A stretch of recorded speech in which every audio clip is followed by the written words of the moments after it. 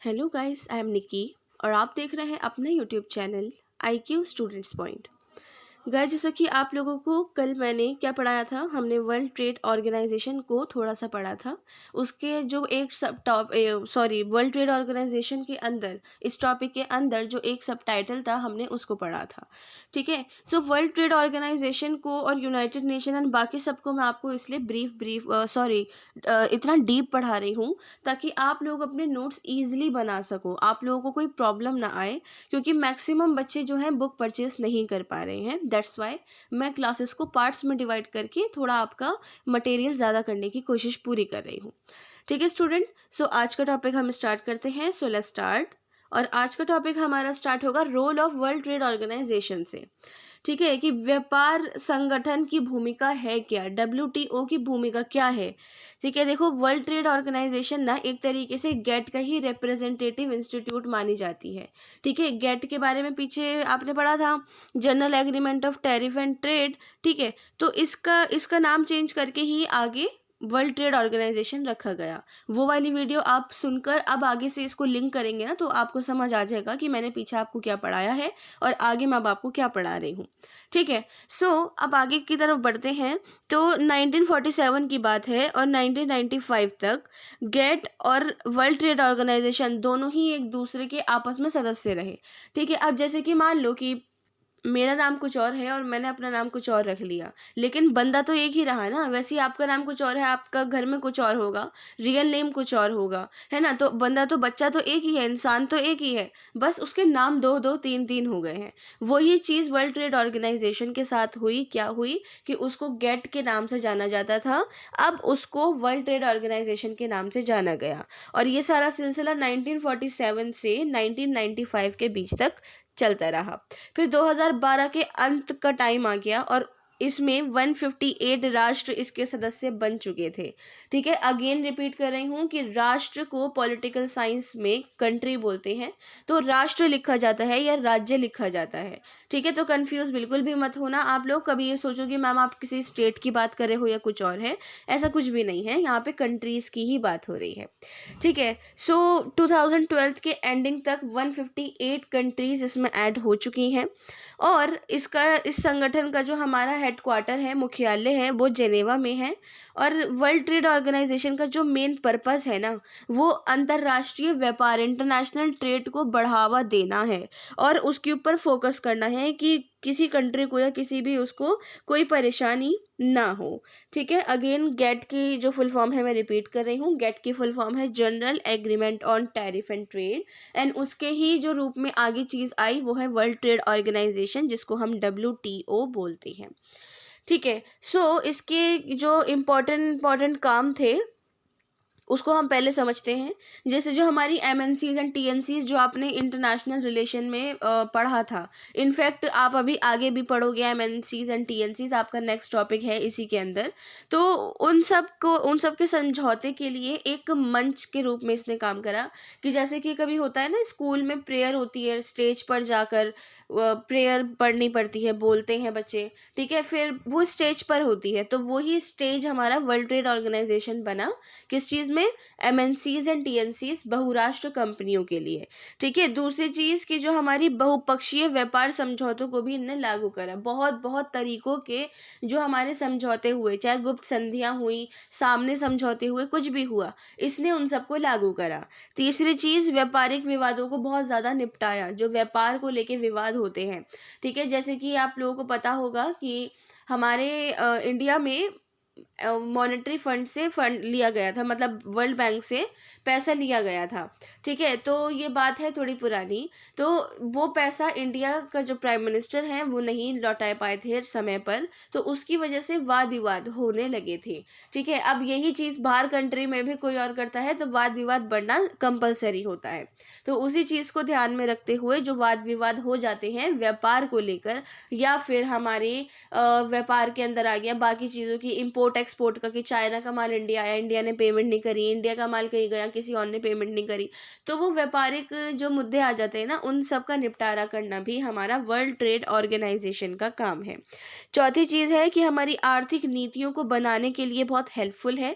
आर्थिक नीतियाँ just like world bank है और हमारी IMF है, इंटरनेशनल मॉनेटरी फंड, जिसे हिंदी में अंतर्राष्ट्रीय मुद्रा कोष कहते हैं, उनके साथ भी बहुत अच्छा इसका सहयोग रहता है।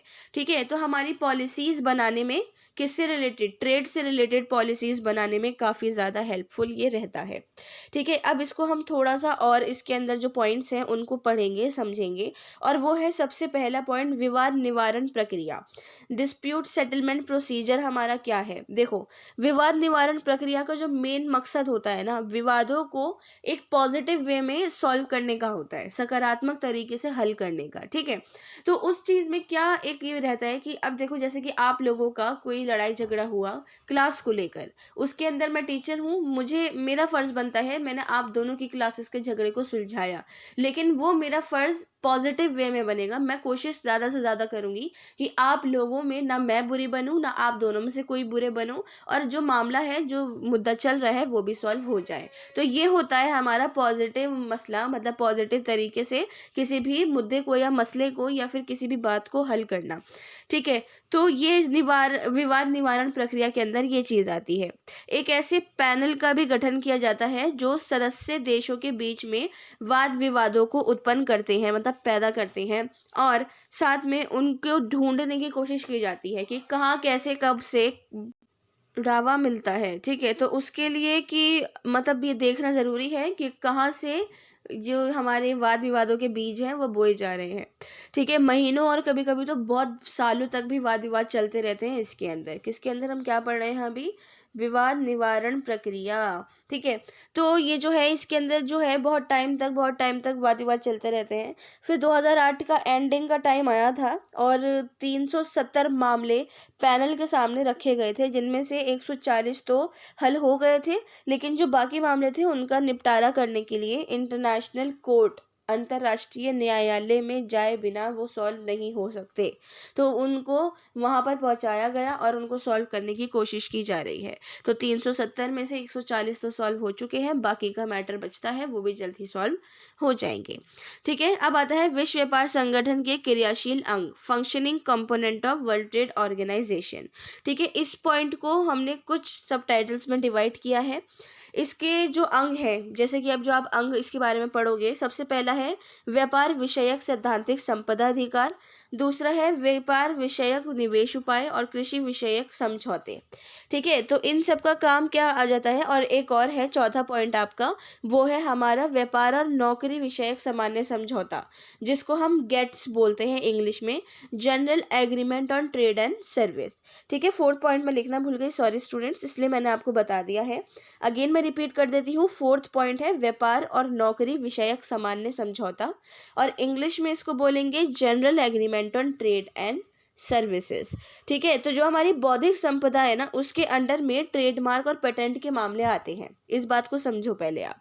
ठीक है, तो फिर किसी भी टेक्निक से या किसी भी दबाव से या किसी भी तरीके से, इलाज से, किसी भी चीज़ों से, बाकी जगहों पर जब कोई नई चीज़ का वो होता है ना आविष्कार, उसको खोजा जाता है, तो वो एक लिमिटेड टाइम तक आविष्कार करने वाले इंसान को ही उसको यूज़ करने का कानूनी अधिकार दिया जाता है। ठीक है, कि जैसे कि मैंने किसी चीज़ की खोज करी, अब अगर हम वर्ल्ड ट्रेड ऑर्गेनाइजेशन के बिहाफ पर देखें, तो मुझे कुछ समय, कुछ निश्चित समय, लिमिटेड टाइम के लिए ही उस आविष्कार को यूज़ करने, बताने, समझाने का अधिकार होता है, कानूनी अधिकार होता है, वरना वो अधिकार कुछ सालों में या कुछ महीनों में, जितना भी टाइम होता है इनका, उसमें ख़त्म हो जाता है।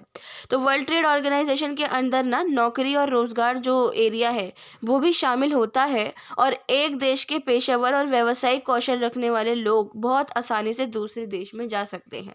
ठीक है, ये वाली चीज़ बोली जाती है इसके अंदर। ऐसा तो नहीं है कि भैया वर्ल्ड ट्रेड ऑर्गेनाइजेशन है तो इसमें इंडिया का कोई नहीं होगा, पाकिस्तान का कोई नहीं होगा, बांग्लादेश का, सब होंगे, सब बिल्कुल होंगे। तो वो उनके कौशल, मतलब उनकी स्किल्स के बिहाफ पर डिपेंड करता है कि वो क्या चीज़ कैपेबल कर सकते हैं, क्या चीज़ उनको अच्छे से समझ आ सकती है। ठीक है स्टूडेंट्स, सो ये जो आपका विश्व व्यापार संगठन की भूमिका थी वो मैंने आपको अच्छे से समझा दी है।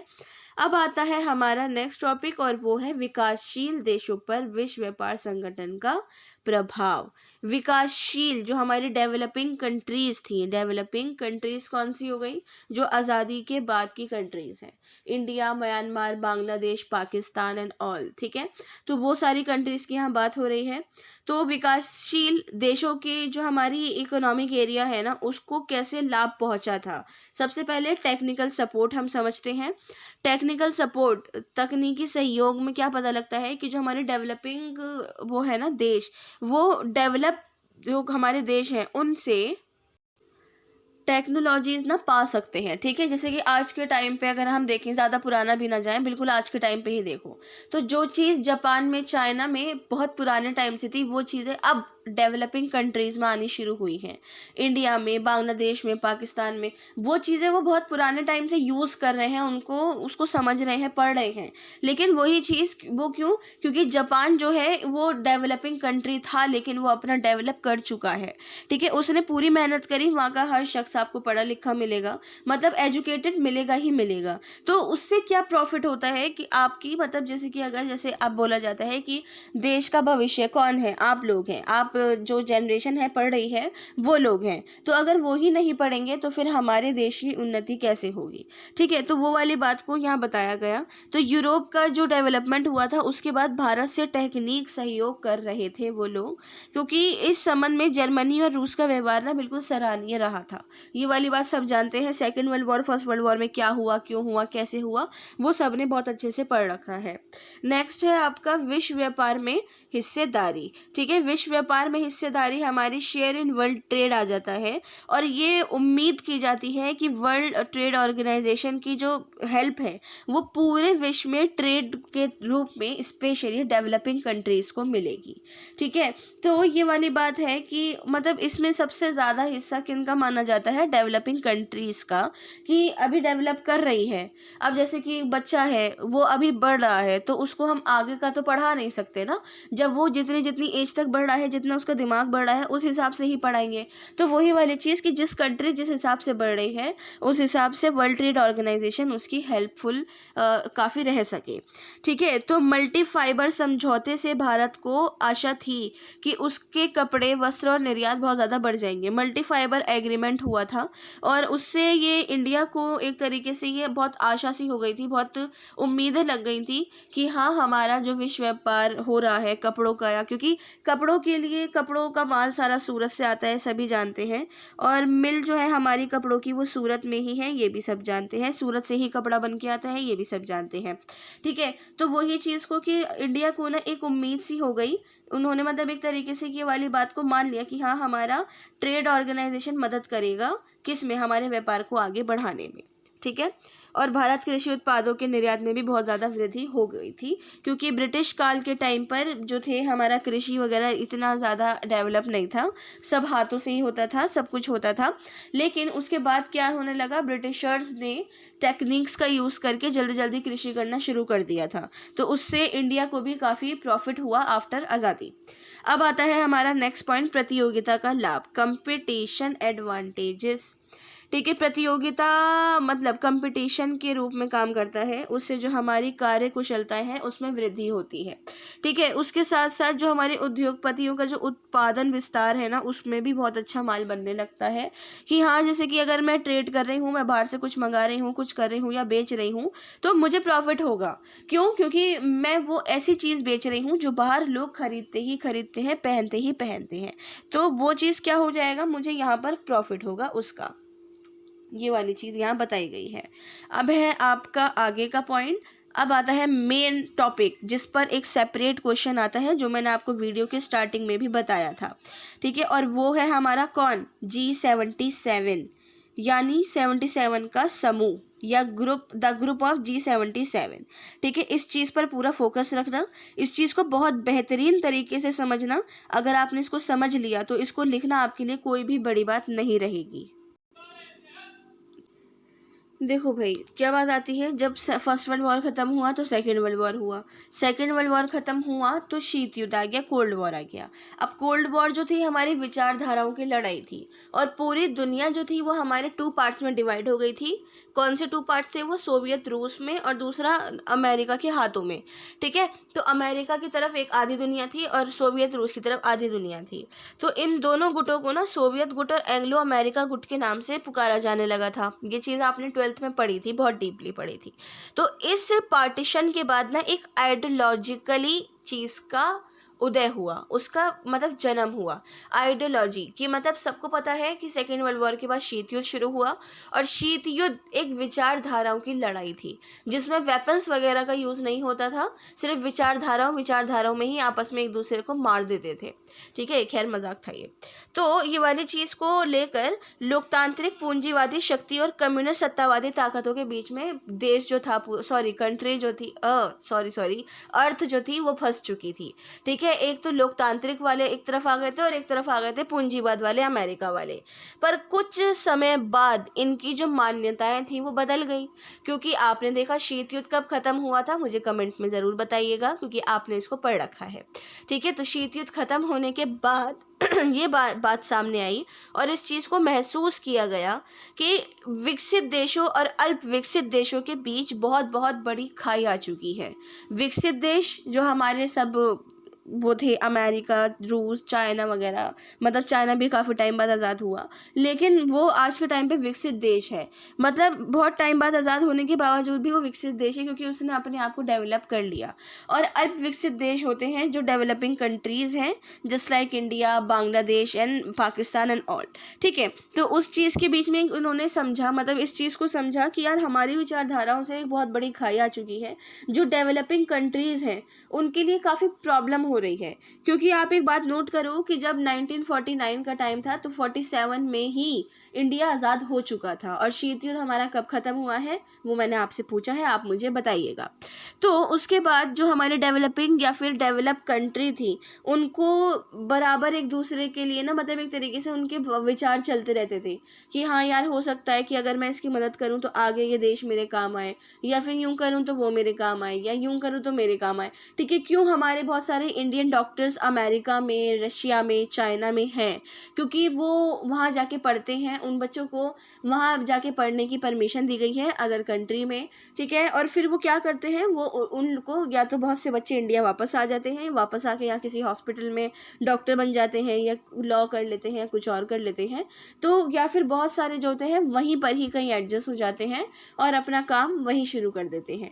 उनकी गवर्नमेंट इस चीज़ पर फोर्स करती है, क्योंकि उनको पता है कि जितना ज़्यादा यहाँ पे एक डेवलप माइंड होगा उतनी ज़्यादा हमारी कंट्री और डेवलप करती जाएगी, ठीक है। तो इस वजह से वो बच्चों को जो पढ़ने जाते हैं उनको रोक भी लेते हैं और बहुत सारे बच्चे वापसी आ जाते हैं। तो अब बात आती है विकसित देश, जिनकी कुल आबादी दुनिया की आबादी का सिर्फ और सिर्फ 30% है। पूरे संसार में, पूरी दुनिया में 70% दौलत पर कब्जा बनाए हुए है, ठीक है। कि मतलब सिर्फ उनकी 30% आबादी है और 70% जो हमारी दौलत है वो उनके कब्जे में है। इसलिए एक नई अंतर्राष्ट्रीय आर्थिक व्यवस्था, जिसको हम NIE और O के नाम से जानते हैं, ठीक है। इसकी फुल फॉर्म है न्यू इंटरनेशनल इकोनॉमिक सिस्टम। इसकी हमें ज़रूरत पड़ी कि कैसे हम अपने एक तरीके से क्या कर सकते हैं, डेवलप कर सकते हैं, और कैसे हमें एक न्यू इकोनॉमी बनानी चाहिए। क्योंकि सेकेंड वर्ल्ड वॉर के बाद बहुत बहुत बहुत ज़्यादा नुकसान हुआ, स्पेशली जापान का बहुत नुकसान हुआ, क्योंकि हिरोशिमा और नागासाकी में जो बम फेंके गए थे वो फेंकने से आज तक बोला जाता है कि वहाँ की जनरेशन्स पे उसके इफ़ेक्ट पड़ते हैं। किसी की आंखें सही नहीं है, किसी का कुछ है, किसी का कुछ है, बहुत इफ़ेक्ट पड़ता है। कि इतने पुरानी 1940-50 की बात है और आज क्या टाइम आ गया आपका, लेकिन उसका असर अभी भी सामने देखा जा सकता है, ठीक है। तो जब हमारी NIEO न्यू जो आपकी है इंटरनेशनल इकोनॉमिक सिस्टम, हिंदी में नई अंतर्राष्ट्रीय आर्थिक व्यवस्था की ज़रूरत महसूस की गई, और इसके लिए विकासशील देशों के बीच एक बहुत मजबूत रिश्ता बनाने के लिए बोला गया कि आप developing countries under develop country से आपस में बहुत अच्छे रिलेशन बनाओ, ताकि जो आपका ट्रेड है या कुछ और चीज़ें हैं वो आराम से आ जा सके, ठीक है। तो इस पूरे प्रोसेस को शुरू किया गया कब, 1964 में। लेकिन न्यू इंटरनेशनल जो हमारी इकोनॉमिक सिस्टम है ना, उसकी मांग 1980 के दशक में सामने आई थी और जिसकी वजह से जो है हमारा इसको सामने रखा गया था। ठीक है, तो आपका ये जो था हमने पूरा अब हिस्ट्री बताई आपको कि 77 की जो शुरुआत है वो कैसे हुई थी। अब हम देखेंगे कि 77 की स्थापना कब हुई थी। G77 पे एक सेपरेट क्वेश्चन आता है, इसको ध्यान से समझना। देखो 77 के ग्रुप की स्थापना हमारी 15 जून 1964 में हुई थी और जो हमारा UN था वो मतलब UN अंकटाड को आपने 12th में पढ़ा है, United Nation conference on trade and development. इसको हिंदी में बोलेंगे संयुक्त राष्ट्र व्यापार और विकास सम्मेलन। तो भाई ये सम्मेलन उसी वक्त जेनेवा में आयोजित किया गया था। ठीक है, अब इस सम्मेलन में समापन पर 77 विकासशील देशों ने एक संयुक्त घोषणा करी थी। ठीक है, कि मतलब 77 जो हमारे डेवलपिंग कंट्रीज थी उन्होंने उद्घोषणा करी और किस चीज़ की, ये मतलब इसकी स्थापना कर दी थी किसकी, G77 की। क्यों? क्योंकि उन लोगों को अपना मतलब डेवलपमेंट करना है या जो भी चीज़ें हैं, तो डेवलपिंग कंट्रीज़ ने इन चीज़ों को उसको यूज़ करके एक संयुक्त बैठक बिठाई और उस बैठक में इसकी स्थापना कर दी। फिर जो हमारा अक्टूबर है 1965, उसमें सबसे पहली बैठक अल्जीरिया की राजधानी अल्जियर्स में हुई थी। ठीक है, तो इसकी प्रथम बैठक वहाँ पर हुई और उसके बाद इस बैठक में जो प्रपोजल रखा गया था उसको आज के टाइम पे अल्जियर्स चार्टर के नाम से जाना जाता है। इसको याद रखिएगा, ये काफ़ी नॉलेज के लिए आपको काम आएगा। हो भी सकता है कम्पिटिटिव लेवल में आपसे पूछ लिया जाए, इन केस अगर बच्चा MA DU का एंट्रेंस देगा तब। ठीक है, तो ये वाली चीज़ें यहाँ पर आ जाती हैं। ये जो प्रपोजल रखा गया था उसका नाम जो था हमारा अल्जियर्स चार्टर रखा गया था। साथ ही इसका ये भी फैसला किया गया था कि इस संगठन की जो मतलब बैठक बैठेंगी या फिर जो भी चीज़ें होंगी वो जिनेवा, नैरोबी, पेरिस, रोम, वियना और वाशिंगटन में रखी जाएंगी। तो इसकी जो मेन शाखाएं हैं वो इन जगहों पर हमारी पाई गई हैं। ठीक है, तो इसके अंदर में क्या चीज़ें देखी गई कि हमारी जैसे कि जो आगे आगे टाइम आया तो इस संगठन में यूनाइटेड नेशन और हमारे विकास सम्मेलन, बाकी सारे साथ में कौन, अंकटाड है, United Nation conference on trade and development, UNESCO है, United Nation educational scientific and culture organization, UNEP है जिसको यूनेप बोलते हैं, United Nation environment programme, FAO है, food and agriculture organization, IMF international monetary fund and world bank. ठीक है, WB। तो ये सारी जो है हमारे सभी संगठन इसके सहयोग के बिना ही काम नहीं करते हैं और इन संगठनों के जो सदस्य देशों की संख्या है वो टोटल 131 हो गई है। पर हिस्टोरिकल जो इसको एक तरीके से इम्पोर्टेंस दी गई है ना, तो आज के टाइम पे G77 को ही बनाए रखा गया है कि G77 पुराना ही नाम था तो इसका नाम वाम कोई चेंज नहीं किया गया, कुछ नहीं किया गया। तो इन्होंने बोला कि जो हिस्टोरिकल बेस पे देखा जाए तो जो था हमने वो ही रहन दिया है। ठीक है स्टूडेंट्स, सो ये था आपका G77 के पूरा इंट्रोडक्शन और उसका हिस्टोरिकल बैकग्राउंड। नेक्स्ट क्लास में हम G77 के लक्ष्य और उसके सिद्धांतों को पढ़ेंगे। Okay student, so world bank को आज हमने थोड़ा आगे का और कंप्लीट किया है। आई होप आप लोगों को ये बहुत अच्छे से क्लियर हो चुका हो। इनकेस कोई भी डाउट हो या सजेशंस हो तो आप मुझसे कमेंट बॉक्स या टेलीग्राम चैनल पे पूछ सकते हैं। So thanks for the watching and best of luck all.